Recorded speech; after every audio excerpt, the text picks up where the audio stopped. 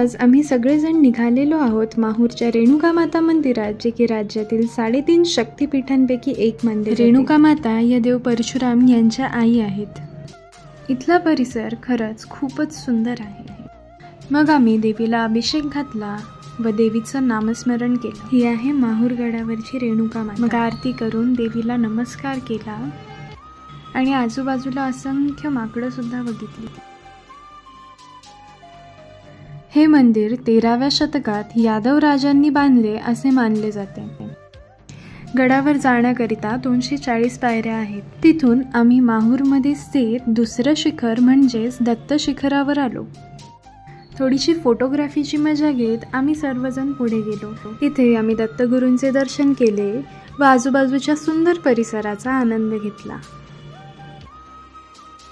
तिथून आम्ही माहूरमध्ये स्थित तिसरं शिखर म्हणजे अनुसया माता शिखर येथे गेलो।